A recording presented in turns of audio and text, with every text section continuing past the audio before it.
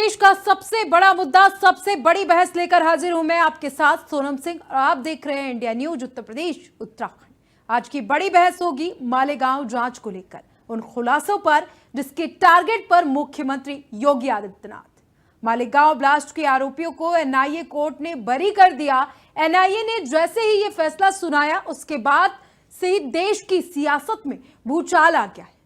जांच को लेकर नए नए खुलासे होने लगे हैं। ऐसे ऐसे राज खुलकर सामने आ रहे हैं, दावे किए गए हैं जिन्होंने राजनीतिक गलियों में सनसनी फैला दी है।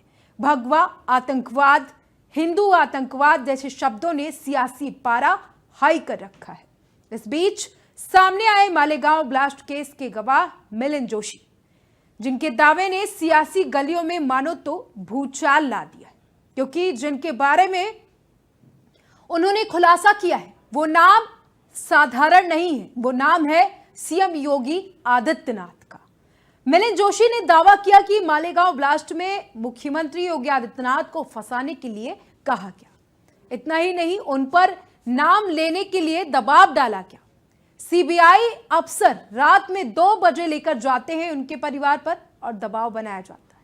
मनगढ़ंत कहानी बनाने का दबाव भी बनाया गया और उनकी शर्त ना मानने पर भी धमकाया गया।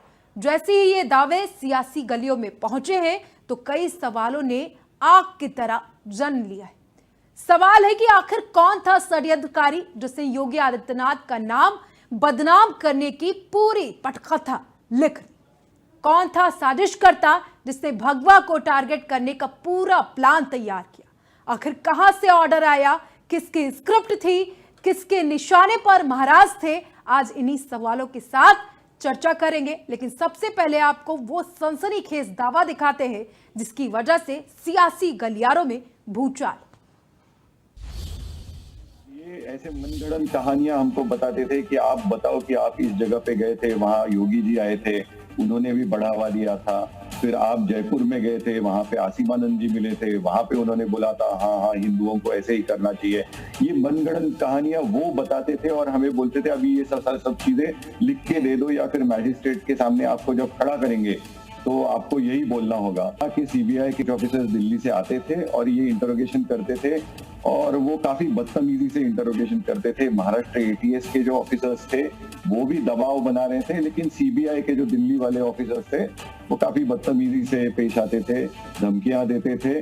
और ये नाम जो 5 नाम है, ये नाम आपको लेना ही पड़ेगा, ये फलाना फलाना योगी जी हमको इस मीटिंग में मिले थे, उन्होंने भी बोला था हाँ ऐसा करना चाहिए, धमाका होना चाहिए। आसिमानंद जी बोले थे कि ऐसे करेंगे। विटनेस टू मालेगांव केस, मैंने ये सब माननीय कोर्ट को बताया और उसमें ये दर्ज हो चुका है। तो कुछ सवाल है जिनके जवाब जानना बेहद जरूरी है। गवाह ने तमाम राज खोले हैं, क्यों दबाव बनाया गया था, निशाने पर क्यों थे मुख्यमंत्री योगी और कौन था षड्यंत्रकारी? योगी के खिलाफ षड्यंत्र किसने रचा, साजिश के पीछे किसका तंत्र था, डराया धमकाया और ये ऑर्डर कहां से आया था? इन सारे सवालों के जवाब जानना बेहद जरूरी है, क्योंकि बिना जवाब के जिस तरीके से इस मुद्दे को लेकर राजनीति हो रही है, जिस तरीके सियासी गलियारे में आग की तरह यह मुद्दा तूल पकड़ता दिख रहा है, जवाब जानना बेहद जरूरी हो गया है। तो ये इंडिया न्यूज के कुछ सवाल हैं। योगी के खिलाफ षड्यंत्र साजिश के पीछे किसका तंत्र था, डराया धमकाया, यह ऑर्डर कहां से आया? मालेगांव केस में जांच एक बहाना था, योगी निशाना थे। गवाह ने तमाम राज खोले हैं और किस तरीके से दबाव बनाया गया ये भी बताया। तो अब जीएफएक्स के जरिए हम आपको बताएंगे कि योगी के खिलाफ षड्यंत्र किस तरीके से योगी आदित्यनाथ का नाम लेने के लिए कहा गया, मुझे हिरासत में टॉर्चर किया गया, भगवा आतंकवाद, मनगढ़ंत साजिश, ब्लास्ट केस में योगी को फंसाने के लिए कहा गया, हिंदू आतंकवाद के झूठे सबूत गढ़े गए, आरएसएस नेताओं के नाम लेने को भी जबरन मुझसे कहा गया।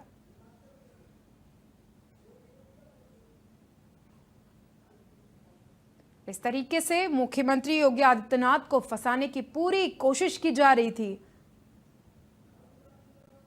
और अब मिलिंद जोशी ने इन सब पर से पर्दा उठा दिया है, पर्दाफाश किया है।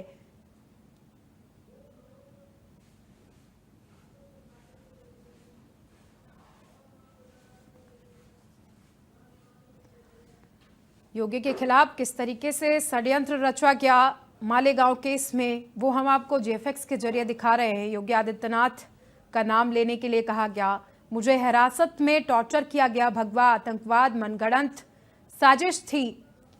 इस तरीके से मुख्यमंत्री को फंसाने की पूरी कोशिश की जा रही थी, लेकिन वो कहते हैं कि सच के साथ हमेशा भगवान होता है। तो वाकई में सच की जीत हुई है, न्याय की जीत हुई है इस पूरे केस में। ये सवाल भी हम आपको दिखा रहे हैं टीवी स्क्रीन पर। योगी के खिलाफ षड्यंत्र और साजिश के पीछे किसका तंत्र था, इसका जवाब जानना बेहद जरूरी है।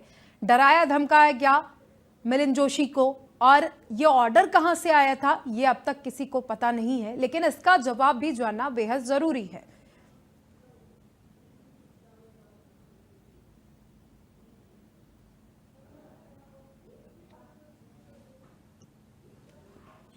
पिछली सरकारों में जिस तरीके से सीबीआई एनआईए का दुरुपयोग किया गया, उसकी जवाबदेही कौन देगा, ये भी बहुत बड़ा सवाल है।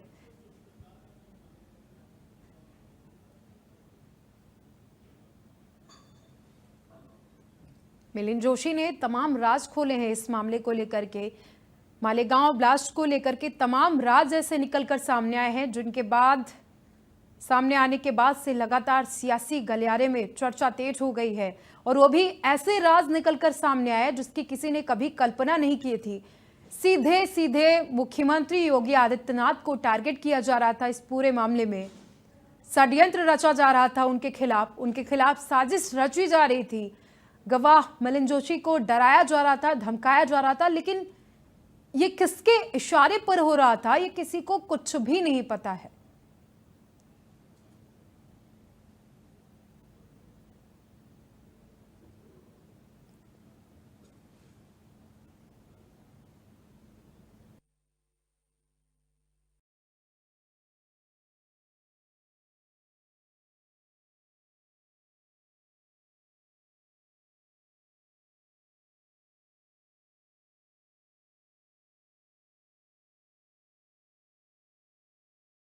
जो मुख्यमंत्री योगी आदित्यनाथ के खिलाफ षड्यंत्र रचा जा रहा था, अब उसका खुलासा हुआ है, उस पर से पर्दाफाश किया गया है। गवाह मिलिंद जोशी ने सारे राज खोल कर रख दिए हैं कि कब कहां किसने मुझे डराया, धमकाया, टॉर्चर किया। भगवा आतंकवाद की जो साजिश थी वो मनगढ़ंत थी।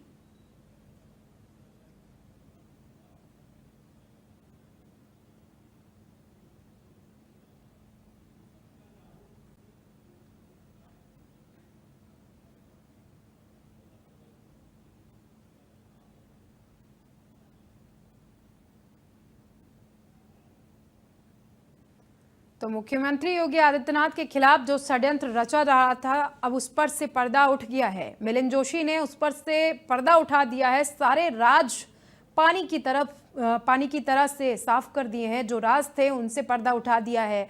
वो सब कुछ बयां किया है जो किसी ने कल्पना नहीं की थी। मुख्यमंत्री के खिलाफ जिस तरीके से षड्यंत्र रचा जा रहा था, वो हर एक पहलू खोलकर मिलिंद जोशी ने रख दिया है। मिलिंद जोशी ने बताया कि योगी आदित्यनाथ का नाम लेने के लिए उनसे कहा गया, उनको टॉर्चर किया गया। तो हमारे साथ चर्चा के लिए कुछ मेहमान जुड़ गए हैं। तो हमारे साथ जुड़ गए हैं अनिल गोयल, प्रवक्ता बीजेपी, और संदीप त्रिपाठी, नेता कांग्रेस। तो सबसे पहला सवाल हम करेंगे अनिल गोयल जी से। अनिल गोयल जी, बहुत बहुत स्वागत है आपका इंडिया न्यूज उत्तर प्रदेश उत्तराखंड पर। और जिस तरीके से पिछले सरकारों में सीबीआई, एनआईए जैसी जांच एजेंसियों का दुरुपयोग किया गया, उसकी जवाबदेही कौन देगा सर? और मुख्यमंत्री को इतनी बड़ी साजिश के तहत फंसाने की कोशिश की गई। निश्चित तौर पर कांग्रेस ने सिर्फ एक धर्म विशेष के लोगों को खुश करने के लिए भगवा आतंक, हिंदू आतंक, सनातन धर्म को गाली देने वालों के साथ गठबंधन, और आज भी हम जगह जगह पर देख रहे हैं कि कांग्रेस के नेता सनातन आतंकवादी ने हिंदू आतंकवादी की परिभाषा बोल रहे हैं कि हिंदुओं को आतंकवादी कहना चाहिए। और सही मायने में हिंदू कभी भी आतंकवादी नहीं होता। आज तक के इतिहास में ये देखेंगे कि हिंदुस्तान ने किसी की राज्य को छीना नहीं है, किसी की जमीन पर कब्जा नहीं करा है। हिंदुस्तान के अंदर हमेशा सबको साथ लेके चलने के लिए कभी भी आतंकवाद को बढ़ावा नहीं दिया जाता।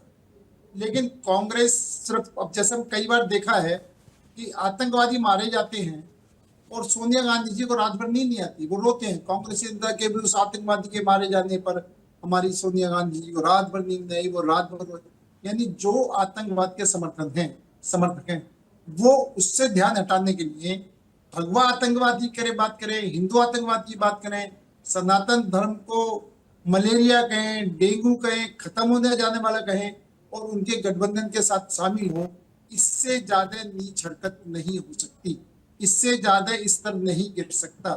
आप देश की बात करेंगे, चुनाव जब आएगा, जो जीतेगा जीतेगा, जो हारेगा हारेगा, लेकिन सिर्फ चुनाव को ध्यान में रख करके एक एक बात को कही जाएगी तो इसको देश की जनता स्वीकार नहीं करेगी, देश की हिंदू जनता स्वीकार नहीं करेगी, देश की सनातन जनता स्वीकार नहीं करेगी। और जिस तरीके से साध्वी प्रज्ञा जी को इन्होंने पूछताछ के लिए बुलाया, वो सहयोग देने के लिए गई और इनको गिरफ्तारी नहीं किया, उनको जिस तरीके से धक्का मारा, जिस तरीके से उनका सिर दीवार पर जाकर लगा, वो नीचे जाके गिरी, यानी एक तरह से उनको प्रताड़ना शुरू करी।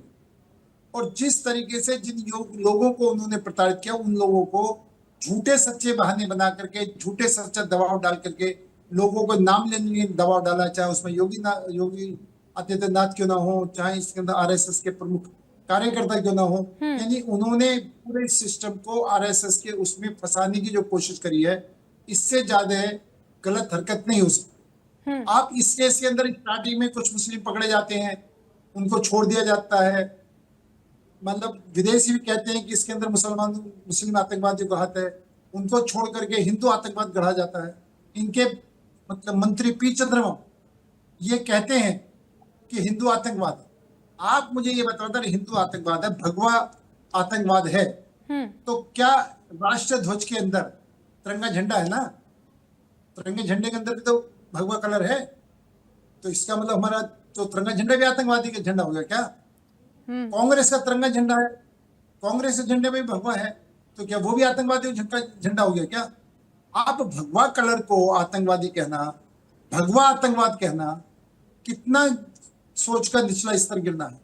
आप ये सबसे बड़ी देखने वाली बात है। आप राष्ट्र के बारे में नहीं सोच रहे, आप देश के बारे में नहीं सोच रहे।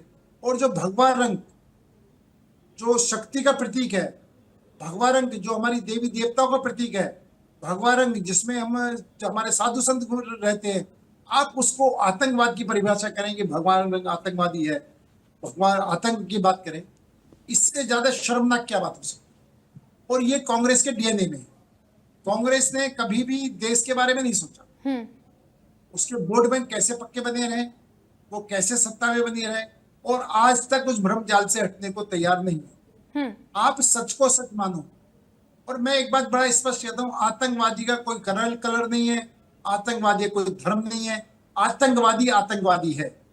आप आतंकवादी को आतंकवादी के रूप में देखें, आप आतंकवादी को भगवा कलर के रूप में ना देखें, आतंकवादी को भगवा आतंकवाद के रूप में ना देखें। आपने जिस टाइम अगर कोई आतंकवादी होता है तो आतंकवादी का कोई धर्म नहीं होता, और जब इधर को आप किसी को झूठे सच्चे केस में फंसाते हो तो भगवा आतंकवाद हो जाता है।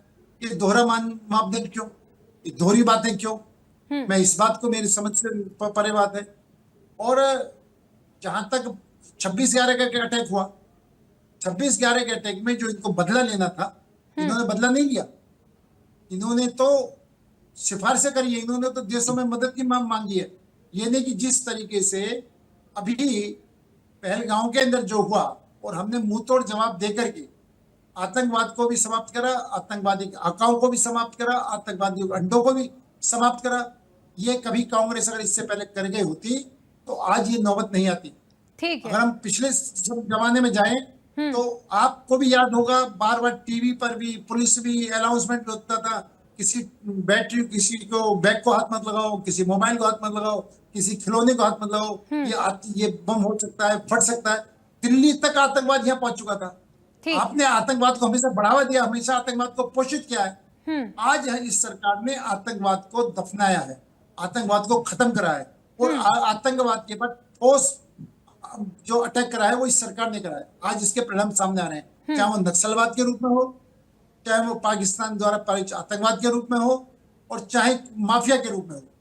हमने किसी भी इसको खत्म करने का पूरा प्रयास करा है, पूरी तरीके से सरकार लगी हुई है। ठीक है अनिल और जी, ये काम ठीक है, आपके पास आएंगे वापस आएंगे आपके पास। अब कांग्रेस नेता का रुख कर लेते हैं संदीप त्रिपाठी जी। अगर मिलिंद जोशी का बयान सही है तो कांग्रेस को देश से माफी मांगनी चाहिए, उन दोषियों से माफी मांगनी चाहिए जिसने 17 साल गंवाए हैं। सोनम जी, मेरा एक छोटा सा सवाल है। ये मिलिंद जोशी जी है कौन? अनिल गोयल जी बता दें तो ज्यादा बेहतर रहेगा, अन्यथा आप ही बता दीजिए। ये है कौन? कौन है ये? आपके हिसाब से कौन हो सकता है? नहीं, हमारे हिसाब से नहीं। डिबेट आप करा रहे हो, मुद्दा आपका है, हम चर्चा के लिए बैठे हैं, लेकिन हम ये जानना चाहते हैं कि ये मिलिंद जोशी जी है कौन? भारतीय जनता पार्टी के मिलिंद जोशी जी कोई भी हो सर, मिलिंद जोशी जी कोई भी हो, भारत के नागरिक हैं और वो अपनी बात को कह रहे हैं। वो बात ठीक है या गलत है, आपको इसका जवाब देना चाहिए।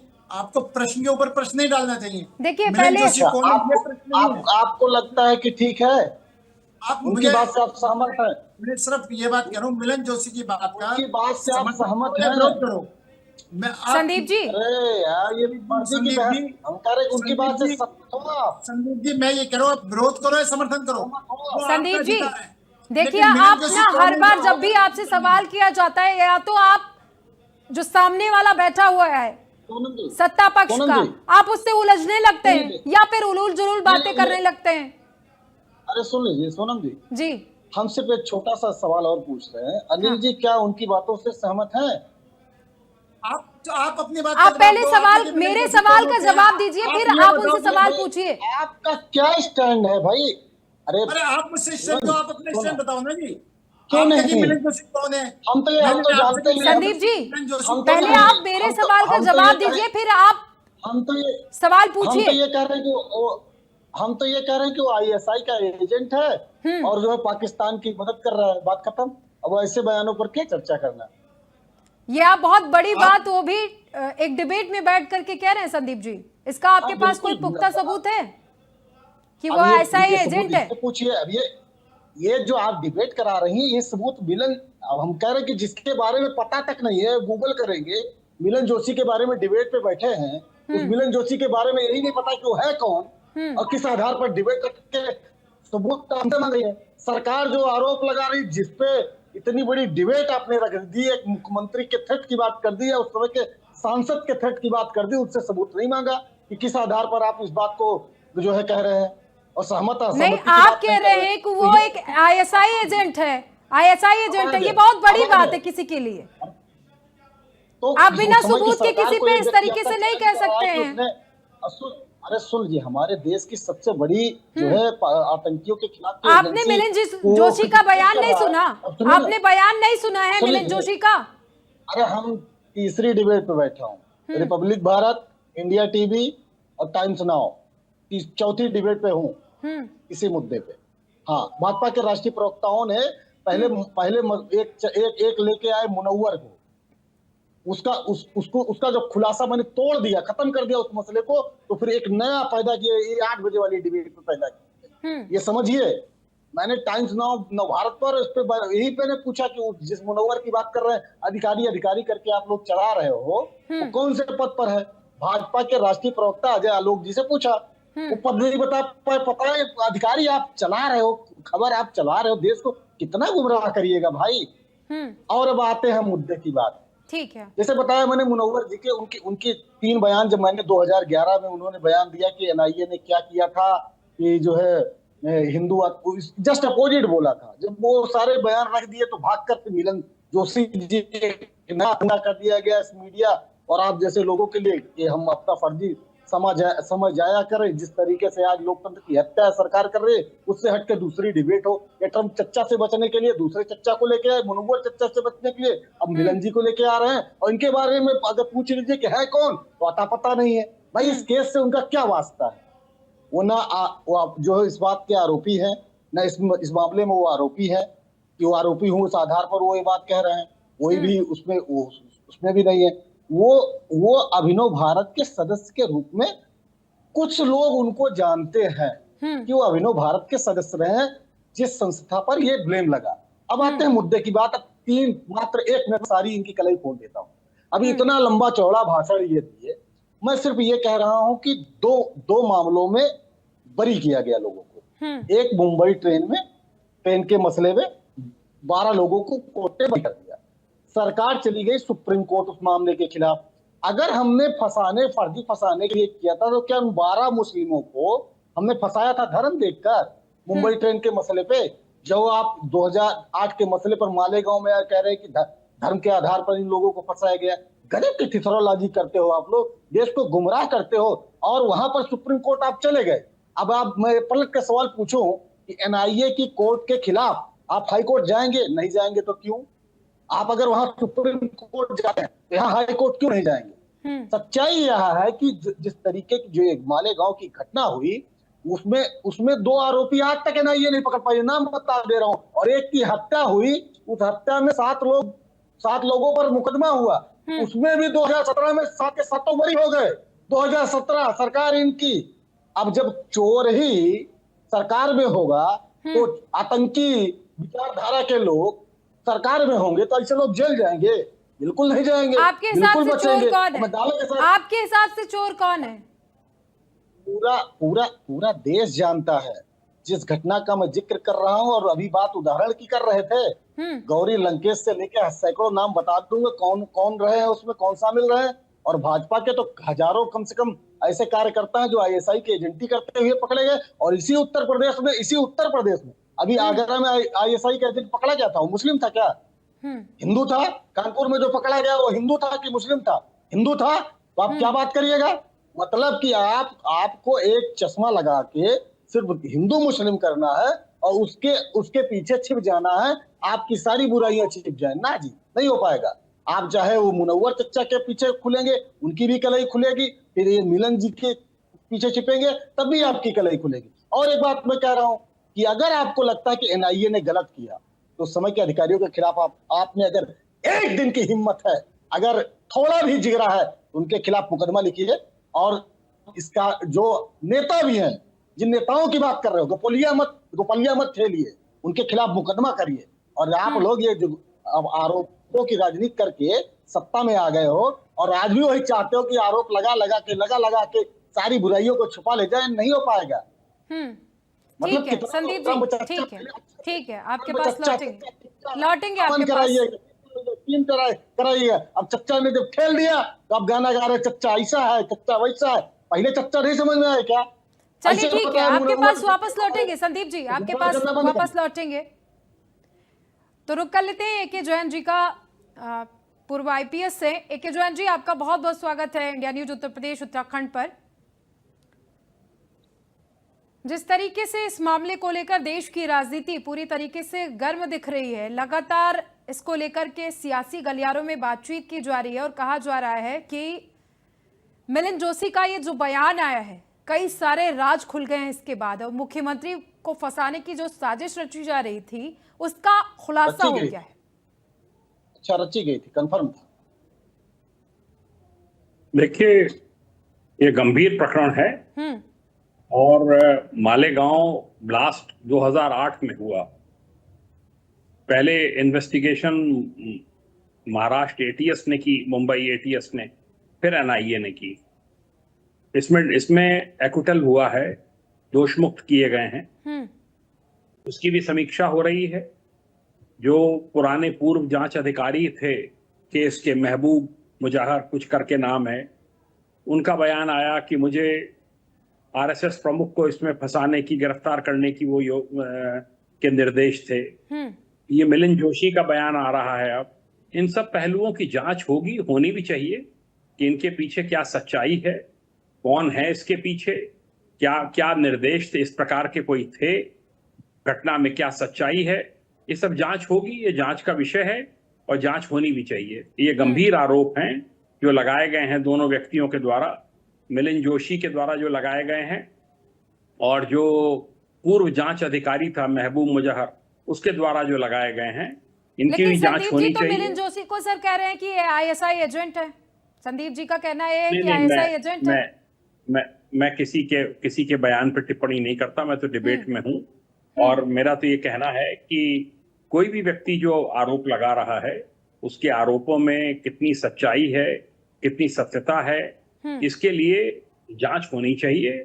उसमें अवश्य जांच होगी, बहुत से पहलू निकल कर आएंगे, किसने निर्देश दिए थे, क्या दिए थे, पूरा उनका बयान दर्ज किया जाएगा, फिर उसके बाद अग्रिम कार्रवाई होगी।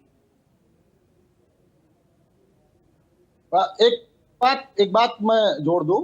जी। आप सर सीनियर आईपीएस हैं, मैं बड़ी विनम्रता के साथ एक जानकारी मैं ला दूं। सर सब इंस्पेक्टर अधिकारी होता है, वो सब इंस्पेक्टर महाराष्ट्र में पुलिस में सब इंस्पेक्टर के पद पर थे, और एटीएस ने ये कहा, वो कहते हैं कि हम 8 महीने के लिए आए थे प्रतिनियुक्ति पे, जबकि एटीएस ने इस बात को माना भी नहीं है, पहली चीज। दूसरी चीज, उन्होंने 2011-12 में खुनामा दिया, कोर्ट में भी दिया और सार्वजनिक आकर मीडिया में भी कहा। उन्होंने कहा कि एनआईए ने पहले जो है मुस्लिम युवकों को करके उनको पकड़ने की कोशिश की, जबकि एनआईए को पहले से पता था कि उसमें हिंदूवादी संगठन में प्रज्ञा ठाकुर, कर्नल पुरोहित और 3 नाम और उन्होंने लिए कि ये सम्मिलित थे। एक बयान, पहला बयान ये उन्हीं का, जिनकी बात कर रहे हैं मुनव्वर जी, वो एसआई जो थे, अधिकारी नहीं थे, उनका एटीएस इस मसले से कोई नहीं था। और एक हास्यास्पद बात है, एक सब इंस्पेक्टर को भेजा जाएगा जो है आरएसएस प्रमुख को गिरफ्तार करने के लिए, तो हास्यास्पद किस तरीके से कहानी बनाते हैं। दूसरा, 2016 में उन्होंने एक बयान दिया, 2016 में उन्होंने जो बयान दिया, उसने आरोप लगाया बम धमाके में जो पकड़े जा बम धमाके के आरोपी पकड़े जा चुके थे, लेकिन बाद में उन्हें राजनीतिक दबाव में छोड़ दिया गया। ये वही मुनव्वर कह रहे हैं 2016 में। तो क्या इन दोनों, अगर आज मुनव्वर जी के बयान से सहमत है भारतीय जनता पार्टी, तो क्या इन दोनों बयानों से भी सहमत होगी? यही तो बड़ी मतलब मजेदार बात है ना। और ये मिलिंद जोशी को फिर मैं कह रहा हूँ, ये चीजें जब मीडिया में आई और प्रतिष्ठित को मैंने नाम लेकर, मेरा नाम दिया नहीं जाता दूसरे चैनलों पे, लेकिन मजबूरी इसलिए कि अभी ऐसी बात है मुझे नाम लेना पड़ा। मैंने इस बात को जब उठाया, इस बात का खुलासा हुआ, तो फिर मिलिंद जोशी जी को पैदा किया गया। मिलिंद जोशी है कौन भाई? इस मामले में उनका है क्या? आप आरोपी थे या आप क्या थे?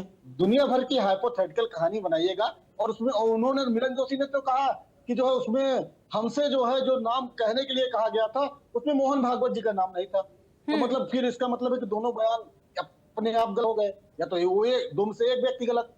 तो ये जो कहानी बनाई जा रही है, सच्चाई यही है कि मैं कह रहा हूँ, सरकारों का काम ये नहीं होता है। आप मान लीजिए अरविंद जी एक जांच करके आए और किसी के खिलाफ चार्जशीट दाखिल किए, तस्करा लगता है वहां पर इनको जाना संदीप जी आप तर्क वितर्क कर रहे हैं, लेकिन ये बताइए, जब एनआईए और सीबीआई ने इस ब्लास्ट के लिए जांच की, उस वक्त जो लापरवाही हुई, जो लापरवाही बरती गई, उसकी जिम्मेदारी कौन लेगा? किस आधार पे आप कह रहे हैं कि लापरवाही बरती? एनआईए की जांच और सीबीआई की जांच को कोर्ट ने खारिज कर दिया, उसमें कोई सबूत नहीं मिले। सुन लीजिए, एनआईए ने सीबीआई ने कोई जांच नहीं की थी पहले, जैसा कि अभी बताया असर ने, एटीएस ने जांच की थी। 2011 में इसको एनआईए ने लिया, और एनआईए पे तो जो है उस समय के गृह सचिव ने सवाल खड़े किए। उसी समय 2013 में आरके सिंह, जो भारतीय जनता पार्टी के जो है सांसद बने, उनका मैं बयान कोट कर दे रहा हूँ, कोट अनकोट कर दे रहा हूँ। हमारे पास पुख्ता सबूत थे कि साध्वी प्रज्ञा और कर्नल पुरोहित के खिलाफ सबूत इकट्ठा किए थे, वो जांच मजबूत थी। कहीं ना कहीं एनआईए इस मामले में ढील दे रही है। ये हमारे देश के पूर्व आरके सिंह और आज पूर्व भारतीय जनता पार्टी के भाजपा के सांसद का बयान है। तो क्या कहिएगा आप? और दूसरी बात, मैं तो फिर एक एथेंटिक सवाल कर रहा हूं कि अगर आपको लगता है, सरकार को लगा पहले से, अगर आपको लगता था कि ये गलत हुआ है, तो सरकार को मुकदमा वापस ले लेना चाहिए। ये आज 11 साल से सरकार है, 11 साल। तो उसके पहले तो कांग्रेस थी ना सर, उसके पहले तो कांग्रेस थी ना, जब ये ब्लास्ट हुआ उस दौरान तो कांग्रेस की सरकार थी ना। 2014 से बीजेपी की गवर्नमेंट है। अरे अरे इतनी छोटी सी बात आप समझिए, मैं सिर्फ इतना कह रहा हूँ कि कांग्रेस, भाजपा ये कहती है कि कांग्रेस ने उनको गलत फंसाया, 14 में आप सत्ता में आ गए, आज 25 तक उनको क्यों आरोपी बने रहने देना था, जबकि आपके पास अधिकार था कि आप वापस ले लें। ठीक है, इसका जवाब आप आपको सरकार कर अनिल सकती गोयल है। जी देंगे, उनके पास नहीं अधिकार था। देंगे। ठीक है, ये क्या देंगे, ये गूगल कर ले, इनके पास क्या है जवाब देना क्या। अनिल जी, संदीप जी ने सवाल उठाए हैं कि इनके पास अधिकार थे और 2025 या 14 से लेके 25 तक इन्हीं की सरकार है, इनको पहले ही इस केस को लेकर के सुलझा लेना चाहिए थे मसला। मुकदमा मैं तो एक वापस बात लेना चाहिए था, अरे संदीप जी आप सुन लो, अगर आपको लगता है। हाँ आप बोलिए ना। प्लीज सुन लो। मैं तो सिर्फ नहीं एक बात बोलेंगे। कह सकता हूँ कि जो इन्होंने आरोप लगाए हैं, जो भाजपा पर आरोप लगाए, हमारी सरकार पर आरोप लगाए, आपकी सरकार के अंदर होते हुए सोनिया गांधी, राहुल गांधी ने भ्रष्टाचार करा और उस भ्रष्टाचार के अंदर उन पर मुकदमा दर्ज हुआ और आज देखिए वो सोनम जी जमानत कहाँ पर बाहर है। भाग गए, आप आप भ्रष्टाचार सुन तो 11 साल से घुइयां छीन रहे हो। आप अगर हमारे बारे में बोल जेल रहे थे, भेजो। आप अपने बारे में सुनने की हिम्मत क्यों आप नहीं शब्द रखते? का इस्तेमाल मत आप करिए अपने बारे में संदीप सुनने की जी। हिम्मत क्यों नहीं संदीप रखते? जी, किसी के लिए भी आप आप शब्द का अपने बारे में इस्तेमाल सुनने की मत हिम्मत क्यों करिए। नहीं रखते? आप किसी के मतलब भी सुनने लिए की शब्द का हिम्मत इस्तेमाल नहीं करेंगे। आप सुन रहे थे ना? आप डिबेट में आप बैठे सुनने हैं, की घर के हिम्मत आंगन में नहीं बैठे हुए हैं। आप सुनने की हिम्मत क्यों नहीं रखते हो? आप जमानत बाहर है नहीं? सोनिया गांधी, राहुल गांधी जमानत बाहर है या नहीं? 11 साल से कर क्या रहे हो। वो जो सोनिया गांधी, राहुल इसी ने गांधी जमानत बाहर भ्रष्टाचार है किया, नहीं? आरोप लगा कर ऐसे उन्होंने चले भ्रष्टाचार जाओगे। करा नहीं करा? आरोप उन्होंने लगा के ऐसे भ्रष्टाचार भागते करा रहो। नहीं करा? आप जो कोर्ट और भेजो। हाई कोर्ट की बात, सम्मान की जेल बात करते भेजो। हैं, संसद में आप सामने कोर्ट और हाई उनके कोर्ट के सामने सम्मान की बात करते हैं, पानी पिला देता है। इमरजेंसी आप में कहते हो लगा करके, भ्रष्टाचारी है। क्या है ये कर क्या तरीका? रहे हो, सत्ता में हो। बात करने, इसलिए बात करने का विपक्ष तरीका, हो क्या? आप किसी की सुन नहीं सकते ना, सत्ता में हो, आप आरोप किसी की मत सुन नहीं लगाइए, सकते, जेल भेजिए। आप किसी की सुनी नहीं सकते, यही सबसे अरे सबसे बड़ी कमी मुद्दे है। की बात है। आपने भ्रष्टाचार चले आपने गए, मिलन ये जोशी चले के गए, बारे वो में चले कहा, गए। आपने मिलन जोशी के बारे में कहा कि वो आईएसआई के हाँ, एजेंट उससे बोलिए। है। आप साबित करें ना, आप करें ना साबित, कहां पर आईएसआई एजेंट है? आप जो मर्जी कह दें, हम कह रहे इतने पहले बड़े साबित चैनल कर पे रही थी बैठ कि करके, घटना सही हुई है। इतने बड़े चैनल जो पे बैठ कह कर रहा आप जो सही है, मर्जी ये कह साबित दें, कर लेना। वो चलेगा क्या? जो आपके मन में वो आके जाके कह दें, झूठे सच्चे तथ्य पेश करें, करें। गुमराह पूरे करें देश सबको, की चर्चा होने जो लगे। मर्जी गुमराह के बारे में बोलने लगे। आप ये, अगर वही आपका आकर सम्मान ऐसे करा बोल जाता रहे है, हैं कि इस पे आपसे घटना बोला हुई, जाता है, तो चर्चा आप हो। किसी से वो ये नहीं करेंगे कि जो मर्जी बोलते रहेंगे, आप गलत जानकारी देंगे, मिलन जोशी देश कैसे को सच है गुमराह भाई? देश को वो गुमराह कैसे सही करेंगे, है? देश पर आपातकाल लगाएंगे, देश के अब देखिए, सुप्रीम कोर्ट के आदेश को नहीं मानेंगे। मिलन जोशी, आपके टाइम में मिलन जोशी इस- राव कैसे सही है दूसरी वो बात बताइए। क्या है कि जब आपकी जांच एजेंसी से जांच करी है, जांच में लापरवाही हुई नहीं हुई, पंचनामा ठीक तरीके कैसे से हुई? नहीं लिखा गया, पंचनामा ठीक तरीके से नहीं हुआ, ये इसके बारे में मानी कोर्ट ये बात कह रही नहीं कह रही है? मोटरसाइकिल साध्वी की नहीं थी, कोई सिद्ध नहीं कर पाए, ये बात किसकी कोर्ट कह रही नहीं कह किसकी रही, थी? ये भी आपकी वो करा। किसकी थी? आरटीएक्स बम के किसकी लिए थी? किसकी थी? जब किसकी थी? आप ये प्रज्ञा ठाकुर नहीं थी ना, आइए ना, आप मुझे सर इस ये बात का बताए जवाब ना, दें, आप निर्देश जांच का दोषी एजेंसी कैसे दोगे? आपकी है, जो निर्दोष है उसको सजा नहीं नहीं है, दे सकते ना, तो किसकी किसकी थी है किसकी उसका नहीं थी, बताइए ना। वो जांच का विषय है, लेकिन होगी आप ना, निर्दोष को सजा तो नहीं दे किसकी सकते, तो रही होगी। आप निर्दोष को सजा तो नहीं दे, ये खतरा लाजी नया चलेगी ना जी। निर्दोष को सजा देने किसकी थी का ये अधिकार बता तो रहे, नहीं देश देता के ना। 6 लोग मरे तो सच है। आप मुझे ये अनिल जी, बताएं, आप ये मुझे इस लोग बात का मरे, जवाब दें, ये तो क्या सही है। निर्दोष को सजा दी जा मालेगांव सकती में है? विस्फोट हुआ, ये भी आपके सही पास है। प्रूफ नहीं है तो संदीप किसी जी, को भी जेल में डाल दो। संदीप जी, बात आपके तो पास रखने proof है, दीजिए किसी ना। को बंद कर दो। आप किसी को अपने proof नहीं, किसी को अपने गिरफ्तारी वक्त पे आप करना अपनी शुरू कर बात दो। रखिए, आप अपने वक्त पे अपनी बात रखिए। ठीक है सोनम जी पूरा बोले, लेकिन फैक्ट पे बोले। रिक्वेस्ट है आपसे कि मुद्दा ना हो पाए, ये आपकी ट्रैक से तो आप हट रहे हो सर, संदीप जी, आप ट्रैक से तो देखिए, आप हट रहे आप हो। जब आप अपनी किस बात लेवल की रख रहे कर थे, एक भी बार अनिल जी ने आपके बीच में नहीं बोला, तो आपको भी उसी तरीके से धैर्य रखना है जिस तरीके से अनिल जी ने रखा, ठीक उसी तरीके से आपको भी धैर्य बनाकर बैठना है यहाँ पे। बैठ गए। मैं सिर्फ एक बात कहना चाहता हूं कि एक तो इन्होंने मिलन जोशी के बारे में कहा कि वो आईएसआई एजेंट है, इनको इतने बड़े चैनल पर बैठ करके इतने बड़ी पार्टी के जिम्मेदार प्रवक्ता होने के नाते ये बात कहने के साथ साथ ये साबित करना चाहिए कि वो आईएसआई के एजेंट है। और अगर आप इस तरह झूठ बोल करके देश की जनता को गुमराह करेंगे तो आपकी पार्टी का विश्वास खत्म होगा, जनता आपकी पार्टी को स्वीकार नहीं करेगी। आपने हम पर भ्रष्टाचार के आरोप लगाए, आपने उन पर दावे आरोप लगाए, मैं उन आरोपों में कहता हूं कि जिसके अब आपके पास कोई तथ्य नहीं है, लेकिन राहुल गांधी, सोनिया गांधी जमानत पर बाहर हैं भ्रष्टाचार के आरोप में, कांग्रेस के राज में उन्होंने भ्रष्टाचार करा, तो इसके लिए आप मुद्दा आरोप नहीं है। लगाने के लिए आप अपने गृहवान में सोनम जी, झांकें, मुद्दा आप तो अपने है। अनिल बारे जी, में झांकें। अनिल जी, मुद्दे से मत भटकिए। अभी मुद्दा यहाँ पर मुख्यमंत्री से जुड़ा हुआ है। वो भी बहुत बड़ी बात है कि किसी मुख्यमंत्री को फंसाने की कोशिश की गई और उसके राज से पर्दाफाश हुआ है। वो मुद्दा है, मुद्दे से मत भटकिए। निश्चित तौर पर योगी जी को जो फंसाने की कोशिश करी गई थी, और योगी जी को नहीं, माननीय मोहन भागवत जी को, संघ के प्रमुख कार्यकर्ताओं को जो फंसाने की कोशिश करी थी, तो वो सिर्फ इस बात के लिए कि भगवा आतंकवाद है, इसका समर्थन करने के लिए हमारे निर्दोष लोगों को फंसा 20 करके, सेकंड में आप हमारे अपनी बात को नेतृत्व कंप्लीट करिए अनिल जी। हमारे नेतृत्व को फंसा करके इन्होंने ये साजिश रची है, जिस साजिश का आज पूरी तरीके से पर्दाफाश हुआ है। ठीक है। और मैं बिल्कुल स्पष्ट है कि इन्होंने जब जांच करी, इनकी जांच एजेंसियों ने ना तो पंचनामा ठीक तरीके से करा, और ना ही ये मोटरसाइकिल प्रज्ञा की थी ये साबित कर पाए हैं, ना आरडीएक्स बम का हुआ ये साबित कर पाए हैं, और कोई भी इनके पास सबूत नहीं है। ठीक कोई है, भी अनिल सबूत जी, नहीं कर पाए, ठीक है। सिर्फ जबरदस्ती। ठीक है, आएंगे आपके पास, वापस लौटेंगे। शैलेंद्र जी, जिस तरीके से ये मालेगांव ब्लास्ट का जो मुद्दा है अब राजनीतिक तूल पकड़ता दिख रहा है, इधर अब मिलिंद जोशी का बयान भी सामने आया, उसके बाद में लगातार सियासी गलियारों में चर्चा हो रही है कि मुख्यमंत्री योगी आदित्यनाथ को फंसाने की कोशिश की गई और ये एक किसी साजिश के तहत था। आप इसको किस तरीके से देखते हैं?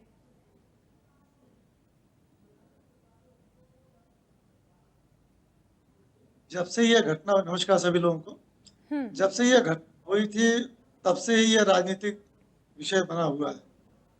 और जो हमारे यहाँ की जांच एजेंसी है उन्होंने तो जांच की थी, उसी हिसाब से उन्होंने कोर्ट में मसले को रखा। अब कोर्ट में निश्चित रूप से अच्छे से ट्रायल हुआ है और उसके बाद ही कोर्ट इस निर्णय पे पहुंची है कि इनका सीधा सीधा कोई हाथ नहीं है या ये दोषी नहीं है, इनको बरी किया जाता है।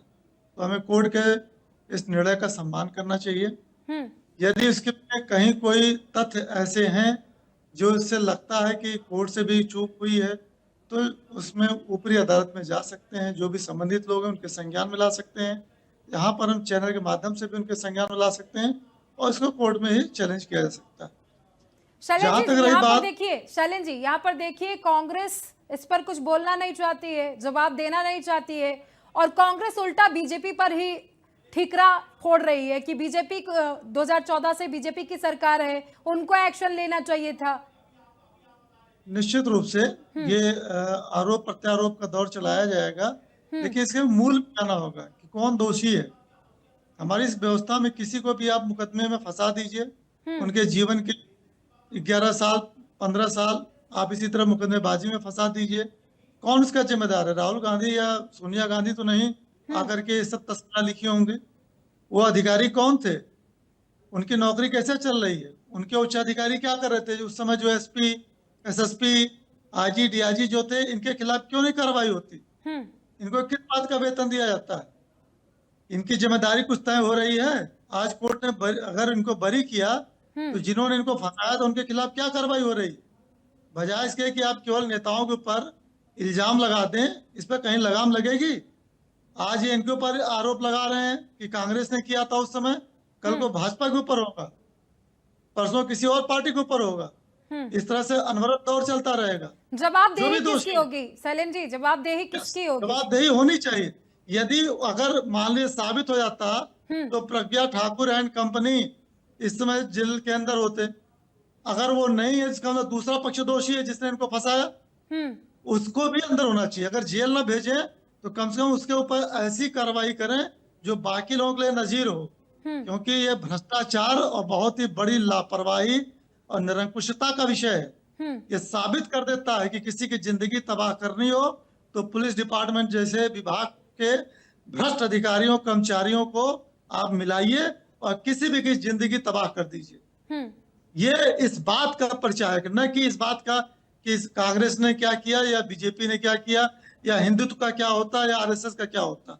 किसी के कहने से किसी को सजा नहीं हो सकती, लेकिन जिन लोगों ने इनको 11 साल 15 साल तक मुकदमेबाजी में फंसाया, वो अधिकारी कर्मचारियों को कैसे आप क्लीन चिट दे रहे हैं? कोई उनकी बात नहीं कर रहा, कभी भी इनके खिलाफ कार्रवाई नहीं होती। जिसको चाहे उसको ये फंसा रहे हैं। क्यों फंसा रहे हैं? मुकदमे बढ़ते जा रहे हैं कोर्ट में इसी वजह से। इनको किस लिए रखा गया है? इसलिए कि आप सबको फंसाते रहिए, कोर्ट में मुकदमे बढ़ाते रहिए, वकीलों का इनकम बढ़ाइए, लोग अपना काम छोड़ के परेशान हो। अभी किसी व्यक्ति के ऊपर आरोप लगा दे कोई व्यक्ति तो आदमी व्यथित हो जाता। ये उसको कोर्ट के चक्कर लगवा रहे हैं। आदमी ये सिर्फ आरोप लग जाने मात्र पर उसको चरित्र प्रमाण पत्र नहीं मिलता, कोई काम नहीं कर पाता। नौकरी करने जा रहा है तो उसको नौकरी में ज्वाइनिंग नहीं होती। आम समाज में उसके ऊपर आरोप लग जाता है कि ये दागदार व्यक्ति है, उसके परिवार के लोगों से लोग दूरी बना लेते हैं, पास पड़ोस के लोग, मिलने जुलने वालों से लोग दूरी बना लेते हैं, बैंक के लोग लोन देना और क्रेडिट कार्ड तक इश्यू करना बंद कर देते हैं, जी, सिविल बिल्कुल। में उनके बारे में इंफॉर्मेशन आ जाती है, क्रेडिट रिपोर्ट उनकी बिल्कुल खराब हो जाती है। और ये किसकी वजह से? इन लोगों की वजह से। ये भ्रष्ट जो अधिकारी कर्मचारी हैं, चाहे पुलिस विभाग के हों चाहे प्रशासन के हों, इनकी जवाबदेही तय होनी होगी, क्योंकि इनको इस काम को करने के लिए हम वेतन देते हैं, सुविधा देते हैं, गाड़ी दे रहे हैं, इनको प्रिविलेज देते हैं कि तुम्हारा कोई बाल बाका नहीं कर पाएगा। इस बात के लिए इतने साल तक फंसाए रखे। आदमी 5 मिनट 10 मिनट आधे घंटे बात करता है किसी से या किसी विवाद में तो एक आइडिया लग जाता है कि क्या सही है क्या गलत है।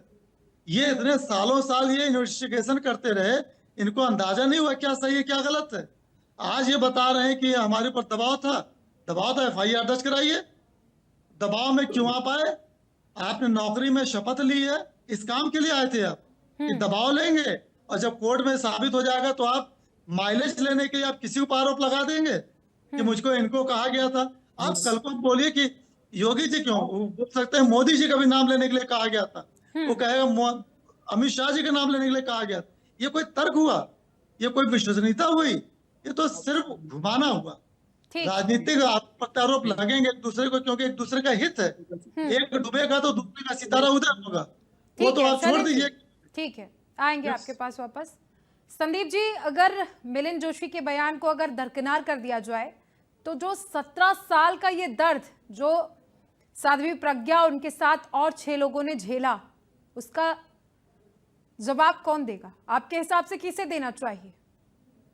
बीजेपी को या फिर आपकी जो पुरानी सरकार रही है कांग्रेस, किसको जवाब देना चाहिए? देखिए, हाँ, ये सवाल आपका जायज है। देखिए, पहली चीज तो हमने यही बात नहीं कही कि अनिल गोयल जी की पार्टी को लगता था शुरू से कि साध्वी जी निरपराध है, कांग्रेस ने फंसा दिया, उनको मुकदमा वापस ले लेना चाहिए था 11 साल की सत्ता में आते ही। पहली चीज। दूसरी चीज, अगर हमको लगता था या हमारी उस समय की सरकार को ये लगा कि ये आरोपी हैं, इन्होंने ऐसा किया है, ऐसा हमारी एजेंसियों ने कहा, ATS और NIA ने कहा, तब अगर आप ये कह रहे हैं कि उस सरकार के नाते आपका क्या कहना है, तो बिल्कुल कहेंगे कि बिल्कुल ये आरोपी ही नहीं और है और रहेगी। कोर्ट ने भी ये कहा है, कोर्ट ने जो वर्ड दिया है कि सबूतों के अभाव में बरी किया जाता है। दोष में होना बात होती है, सबूतों में अभाव में किसी को बरी होना एक बहुत बड़ा करना होता है, सबूतों के अभाव में। तो आपके हिसाब से वो दोषी हैं, सबूत के अभाव से उनको बरी किया गया है?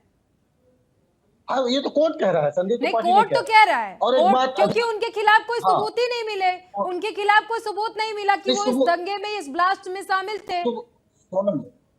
सोनम जी, आप उस जितने भी आरोपी हैं, मैं चैलेंज कर रहा हूं, आप डिबेट पे 1 to 1 बैठा दीजिएगा, मात्र 5 मिनट बात करूंगा, 5 मिनट में पूरे देश को पता चल जाएगा कि वो आरोपी हैं कि नहीं है। 5 मिनट, मात्र 5 मिनट।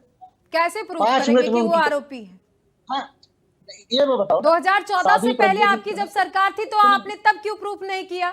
उस वक्त आपने क्यों प्रूफ नहीं किया? आप बीजेपी में ठीकरा बोल रहे हैं, लेकिन आपने उस वक्त प्रूफ क्यों नहीं किया? आपकी भी सरकार तो थी 2008 से लेकर के और 2014 तक। तेज बोलने से कोई चीज सही नहीं होती। नहीं, तेज नहीं बोल रहे हैं सर, जैसा आपने सवाल उठाया ना उसी से रिलेटेड हम भी आपसे सवाल पूछ रहे हैं। नहीं, हम तो आपने कहा कि आप डिबेट में बिठा दीजिए इन आरोपियों को और मैं प्रूव कर दूंगा कि ये आरोपी हैं, तो फिर आप 2008 से और 14 तक प्रूव क्यों नहीं कर पाए? अगर आपके पास सब पुख्ता सबूत था तो आपने प्रूव क्यों नहीं किया? अब जवाब सुनिएगा तभी तो बोलेंगे ना। हाँ, ठीक है, आपका सवाल छोटा होना चाहिए, जवाब की आसानी है। अभी आपने जो सवाल किया, बिल्कुल आपका सवाल जाए, लेकिन आपकी अगर जानकारी होती तो ये सवाल नहीं करती आप। एटीएस ने 2009 में चार्जशीट दाखिल कर दी थी। डेट जहां तक मुझे 20 जनवरी या समथिंग, डेट तो नहीं याद है, लेकिन एग्जैक्ट बता रहा हूं कि 2009 में एटीएस ने चार्जशीट दाखिल कर दी 2009 में ही। आप कह रहे हैं कैसे कैसे नहीं। मसला यहाँ पर यह हुआ कि एनआईए ने जब जांच हैंड ओवर की, एनआईए ने जांच जहां से ली, मामला वहां से इफेक्ट है, इसमें कोई इबारत की बात नहीं है, ये सही है। अब आप कहेंगे कि ये भी तो आपके अंडर में थी, हम तो पूछेंगे ना सर, उस वक्त आपकी सरकार थी तो पूछेंगे तो जरूर हम आपसे। हम अच्छा सोनम जी, एक सवाल ऐसा बता सकती है कि जो आप बता, मैं इधर उधर घुमा के गया हूँ? नहीं जाता हूँ, मेरी आदत नहीं, लेकिन बेवजह के सवाल भी नहीं होने चाहिए, मेरा ये मानना है। भारतीय जनता पार्टी दूसरे के मुंह में डालकर अपने सब सवाल कराती है, दिक्कत होती है। भारतीय पूछे उसका जवाब दे देगी। मुद्दे की बात यह है कि जैसे अभी शैलेंद्र जी ने कहा, मैं अधिकारियों के नाम भी बता दे रहा हूँ। अधिकारियों के नाम थे उस समय हिमांशु, सुजीत कुमार, योगेश चंद्र मोदी, उस समय डीजी थे। एटीएस की बात कर रहा हूँ, एटीएस में तो सॉरी एनआईए में, एटीएस में थे हेमंत करकरे, शिवानंद वकरे और एक नाम और, ये एटीएस के अधिकारी। अब इन अधिकारियों के खिलाफ क्या, अगर वो निरापराध थी और उस समय के अधिकारियों ने ये कहा कि ये अपराधी हैं, कह रहे हैं कि, और वो हमने तो डिबेट के पहले चरण में यही कहा कि आप अधिकारियों तक ही सीमित मत रखिए। अधिकारियों को जो आदेश दिया है उसके खिलाफ भी मुकदमा करिए, लेकिन देश के लोगों को गुमराह मत करिए। उसके नाम पर सिर्फ आतंकवादी करिए, चिल्लाइए, बेवजह के जन्म दे दीजिए, 4 दिन बाद टाइटा फिर, इससे देश का नुकसान होता है। वो बेरोजगार आज चर्चा होनी चाहिए, नहीं महंगाई पर चर्चा होनी चाहिए, नहीं हो रही है। जहाँ पूरे देश में उद्योग धंधे बंद हो रहे, नहीं हो रही है चर्चा। पूरे देश में आयुध फैक्ट्रियां 23 लगाई, एक भी 11 साल में नहीं लगा पाते, उस पर चर्चा नहीं हो रही है। जिस तरीके से लगातार आज पीछे जा रहे हैं। अब आप नदी के नाम पर आप 140 करोड़ लोग 1,000 कमा के लेके चले आ रहे हैं, तो आपकी इतनी बड़ी इकोनॉमी दिख रही है, लेकिन 193 देशों में अगर जाएंगे तो 173 पे आपको। आप सोचिए कि आपकी स्थिति है क्या। लगातार आप पीछे जा रहे हैं, लगातार इसमें असमानता बढ़ रही है। इन सारे मुद्दों से भारतीय जनता पार्टी बचने के लिए दिन प्रतिदिन एक आज ये बहस, एक बहस, उस बहस से जिससे कोई जनहित का कोई सरोकार नहीं है। आप बताइए कि साध्वी प्रज्ञा ठाकुर छूटेंगी या बचेंगी, उस बेरोजगार से क्या है? आपके हिसाब से क्या फायदा है? आपके हिसाब से क्या फायदा है? इसलिए कि हाँ, ये बिल्कुल फायदा यह है कि हिंदू मुस्लिम की राजनीति के भारतीय जनता पार्टी फसल काटती है। आतंकवाद के लिए वो है, जब होता है, जब विपक्ष में होते हैं तो काटे भाग लेते हैं, सत्ता में होते हैं। तो आप भी तो सत्ता में थे सर ना, उसी वक्त ये दंगा हुआ, उसी वक्त ये ब्लास्ट हुआ था, आप उसी वक्त सरकार में थे, आपकी पार्टी की सरकार थी। अभी तो पकड़ा, तभी तब बंद हो गए। हम घटनाएं बता रहे हैं, सुनिए, 7 से घटनाएं बता रहे हैं। समझौता एक्सप्रेस घटना, अजमेर में घटना, ऐसे और भी मुस्लिम प्रतिष्ठानों पर लगातार इस तरीके के बम धमाके हो रहे थे। लेकिन यही हमला हुआ, उसके बाद एक घटना सिर्फ जामा मस्जिद पे, वो भी छोटी सी, उसके बाद बंद हो गए। कैसे बंद हो गए? इसका मतलब इन्वॉल्वेशन था, तभी तो घटनाएं बंद हो गई। चोर पकड़ के अंदर चला गया, शैलेंद्र जी, बस एक छोटा सा कमेंट आपसे चाहिए कि आपके हिसाब से जो ये 7 लोग जिनको कोर्ट ने बरी किया है, सुनिए, जिनको कोर्ट ने बरी किया है, आपके हिसाब से क्या है? आपके हिसाब से वो क्या है? सोनम जी, 7 नहीं 9, 2 पकड़े आज तक नहीं गए, और एक मार दिया गया, मुकदमा चला 2017 में, उसमें नाम भी बता दे रहा हूँ, रामचंद्र संग्रा, संदीप डांगे।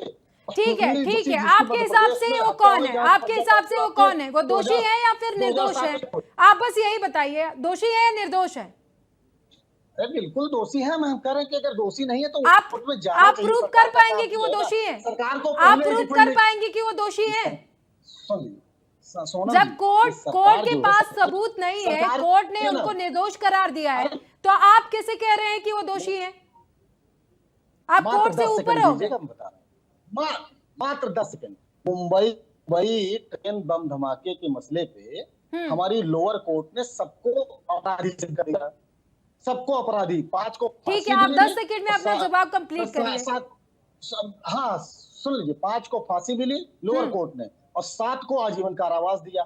हाई कोर्ट लोग गए, हाई कोर्ट ने बरी कर दिया।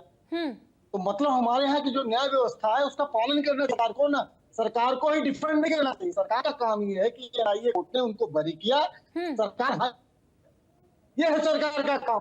आज सरकार ही डिफेंड करने लगी, मतलब आतंकियों को बचाइएगा।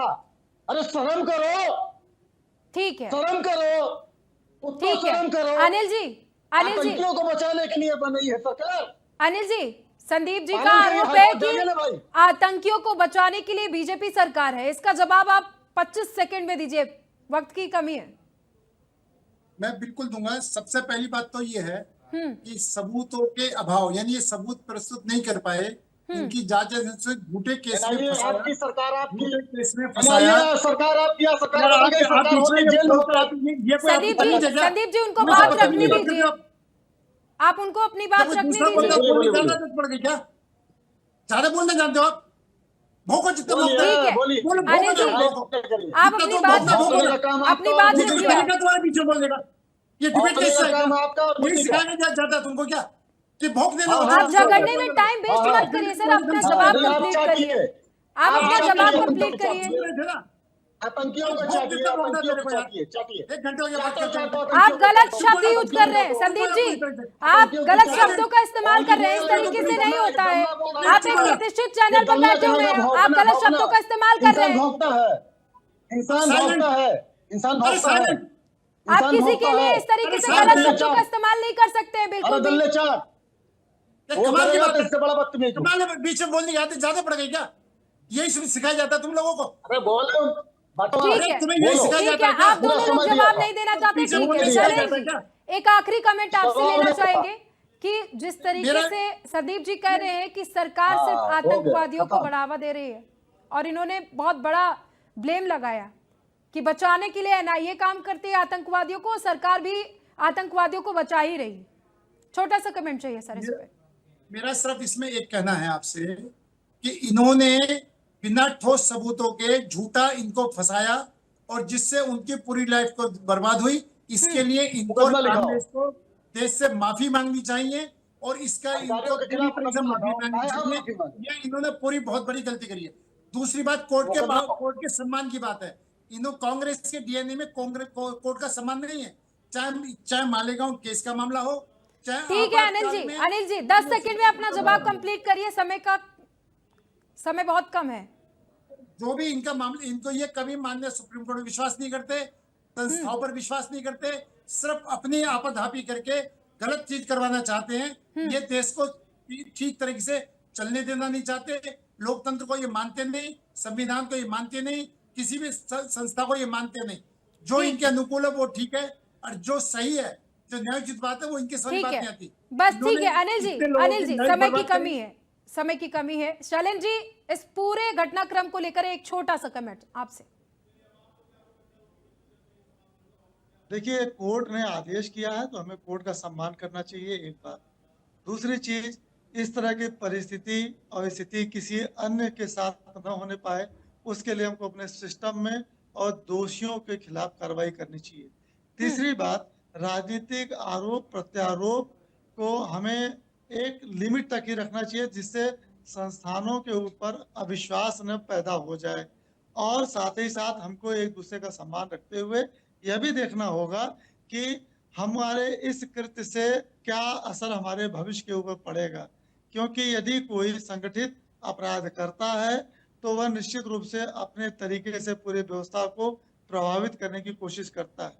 और जिस तरीके से उस समय हेमंत करकरे जी की हत्या हुई थी वो दुखद थी, क्योंकि वो बहुत ही मजबूती से वहां पर इन्वेस्टिगेशन कर रहे थे।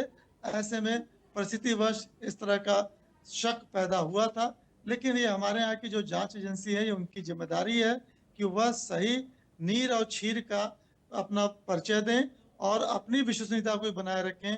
और मैं तो कहूंगा कि सरकार से और कोर्ट से कि वो ऐसे अधिकारियों, कर्मचारियों और उनका संरक्षण करने वालों को सख्त से सख्त सजा दें, ताकि बाकी लोगों को भी वो नजीर के तौर पर दिखाई दे ठीक है और सर, वो भी ठीक है, गलत तरीके से किसी को फंसाने से बचें। ठीक है। आप सभी का बहुत बहुत धन्यवाद चर्चा में जुड़ने के लिए।